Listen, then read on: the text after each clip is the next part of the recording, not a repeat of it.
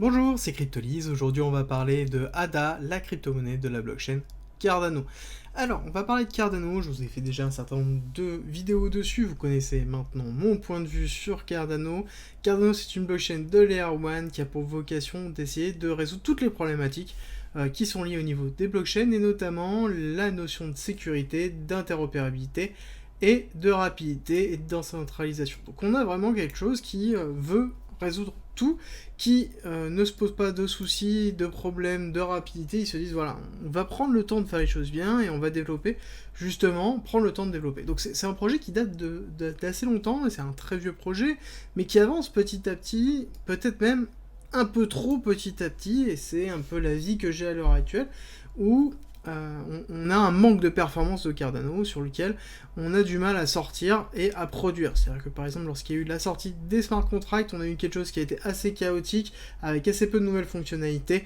On a couvert la base de la base et on n'est pas allé beaucoup plus loin et on n'est pas encore rentré, donc on est ici dans cette zone là, on n'a pas encore vraiment terminé parce qu'il manque encore des bouts dessus, et après il nous reste le scaling et la notion de gouvernance. Donc on a quand même quelque chose qui est sur vraiment du très très long terme, on n'a pas encore fini. Alors par contre l'avantage c'est que quand ils produisent quelque chose où il y a très peu de bugs, très peu d'anomalies ou en tout cas de failles de sécurité qui peuvent se trouver, mais néanmoins on a quand même quelque chose qui travaille depuis longtemps et qui avance lentement depuis longtemps. Et c'est le gros souci d'ADA Cardano, et c'est ce que je vous défends depuis un certain temps en vous disant voilà, faut faire attention. Le deuxième gros problème d'ADA Cardano, et après on terminera là-dessus, je vous expliquerai pourquoi ça peut être quand même intéressant, c'est que on a une maximum de capitalisation, une total market cap, qui est déjà assez élevé en fait, qui est très élevé. On a un prix de l'ADA Cardano qui, en l'occurrence, ne va pas pouvoir scaler énormément au niveau de la volumétrie totale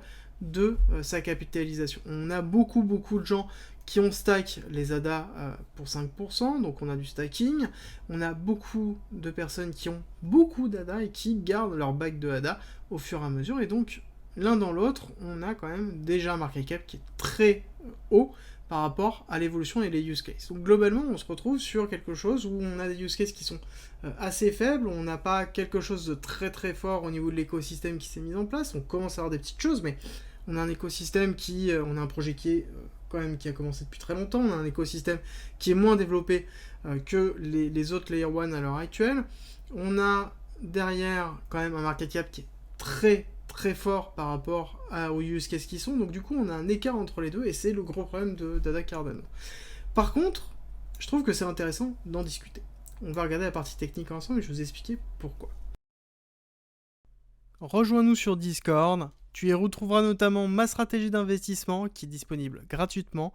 Je montre comment je construis mon bag, le fonctionnement de mes optimisations, quand acheter, quand vendre, tout pour éviter justement les principaux pièges. Si tu aimes mon contenu, like, partage et abonne-toi, ça m'aide énormément.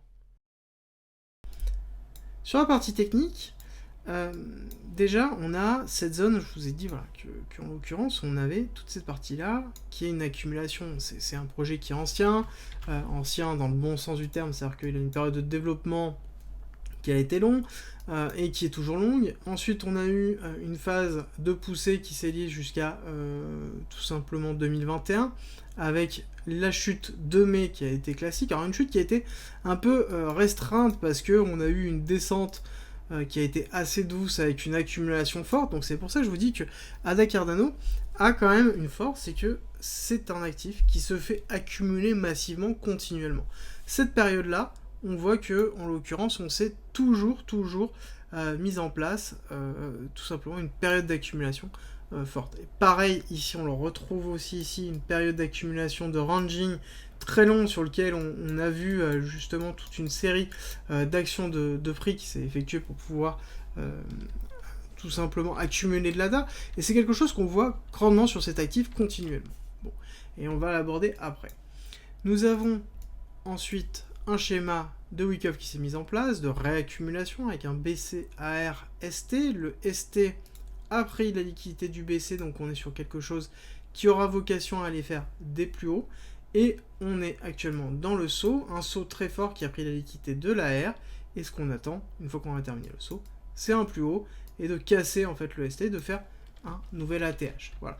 On va tout simplement discuter de ce qui se passe ici. Ici, nous avons une descente au niveau de ce ST qui se fait en plusieurs temps, notamment avec une descente en escalier assez classique qu'on peut retrouver. Nous sommes dans la fin de cette dernière extension au niveau de ce qui peut se donner. Si on regarde ici l'extension de Fibonacci par rapport à cette impulsion de baisse, cette impulsion descendante, par rapport ici au point de retour, donc tout simplement à l'automatic rally qui s'est effectué, donc on regarde, on voit que on a le 1,618 qui se trouve à 0,5, on a un niveau important qui est le 1,272 à 0,9, qui a beaucoup travaillé sur cette période-là, et le prochain objectif est le 0,8, chose sur le quoi on s'est posé ici doucement, voilà. Et le prochain, c'est le 0,5, le 1,618, qui est important aussi parce que quand on regarde ici le retracement de Fibonacci classique, on voit que on a un prochain objectif qui est le 786 à 0, un petit peu en dessous de 0,7, qui est au niveau d'un order block. Donc on a un appel de prix qui nous montre que potentiellement on peut avoir un objectif qui se trouve ici. Un objectif qui peut être aussi logique si on part dans un schéma de vague 1, vague 2 d'Elliott, avec potentiellement après vague 3, vague 4, vague 5. Et ça, on va le noter d'ailleurs, on va se le garder en tête, c'est quelque chose qu'on retrouve grandement depuis un certain temps sur beaucoup d'altcoins dessus, ce schéma d'une grande vague 3 à venir bullish, donc ça veut dire potentiellement un gros rallye général des crypto-monnaies dû à tout simplement de l'actualité fondamentale et tout simplement un réinvestissement des liquidités sur le marché, étant que c'est une technologie qui est en pleine expansion et qui est en train de croître de façon juste hallucinante. Donc il serait logique d'avoir une grande 3 aussi sur cet actif, sur ADA Cardano.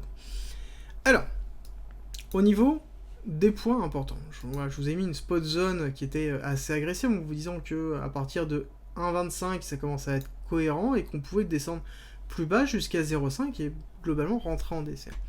Pourquoi on parle aujourd'hui d'ADA? C'est qu'il y a eu un certain nombre d'analyses qui sont sorties, notamment une analyse sur le nombre de portefeuilles possédants de l'ADA, enfin les whales possédants de l'ADA, et on voit que globalement, plus le prix descend, plus le nombre tout simplement de la volumétrie globale appartenant aux whales augmente. Et c'est quelque chose qu'on voit aussi parce que quand on voit le cours qui s'effectue comme ici, cette zone ici, cette zone ici, cette zone ici, qu'est-ce que c'est?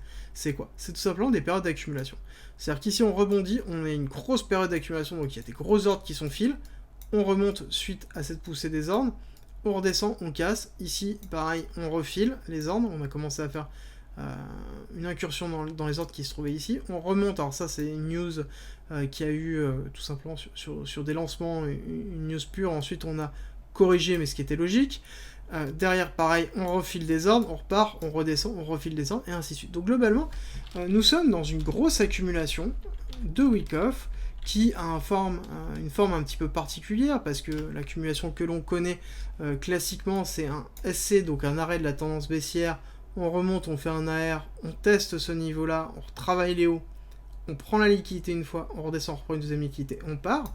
Donc globalement, on a double prise de liquidité, première prise de liquidité, deuxième prise de liquidité, avant de repartir, il y a une forme de range qui se forme dessus, avec un renforcement tout simplement des résistances et des supports pour pouvoir créer tout simplement de la liquidité au-dessus de ces formes-là. Donc ça, c'est l'accumulation de week-off classique qu'on peut voir, et qu'on connaît tous à l'heure actuelle, si vous connaissez tout simplement, si vous m'écoutez depuis un certain temps, ou vous êtes sur le Discord avec toute la documentation, c'est quelque chose que vous connaissez depuis un certain temps.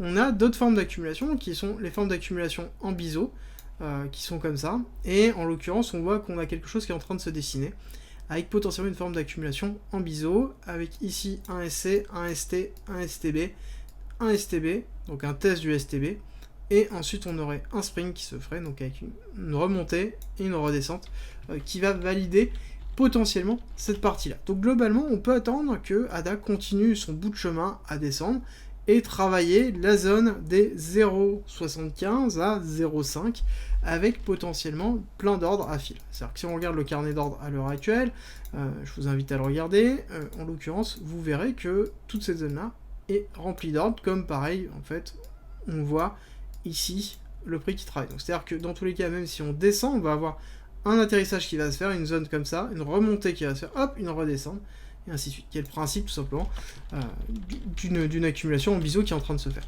Donc là, clairement, on a un signal qui nous dit que potentiellement on pourra avoir un rallye au niveau d'ADA.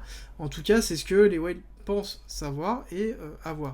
Dans tous les cas, il est important de savoir que ADA, même si le projet avance doucement, c'est un projet qui avance sûrement. Voilà. C'est vraiment important par rapport à ça, et que derrière, il y a une grosse communauté qui suit ADA. Et je pense que cette communauté va lui permettre tout simplement de faire un rallye. Par contre, il ne faut pas espérer avoir un ADA à 10$.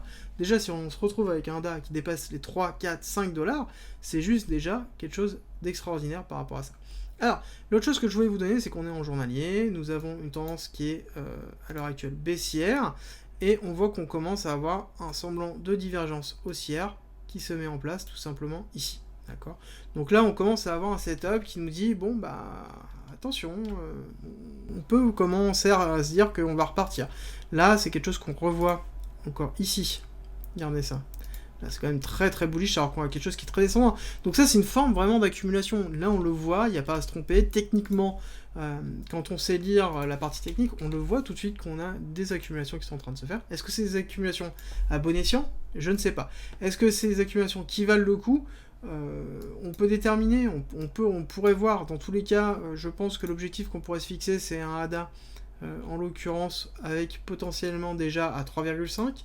Ça pourrait être une belle forme. Donc si jamais on va chercher l'objectif ici à 0,5, on pourrait voir qu'on pourrait même pousser un ADA à 5$. Mais alors par contre, 5$, ça voudrait dire qu'on a un market cap monumental et qu'on a une évolution générale du market cap global des crypto-monnaies qui pousse vraiment de façon impressionnante.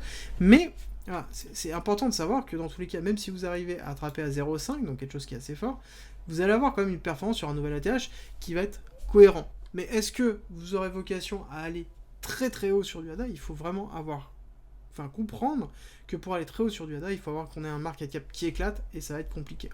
Que ça va être très compliqué d'avoir un market cap global, étant donné qu'on a déjà un market cap fort malgré une grosse utilisation, et il faudrait surtout qu'on retrouve beaucoup de use case, et donc des sorties sur cette année et l'année prochaine qui nous valident justement le départ.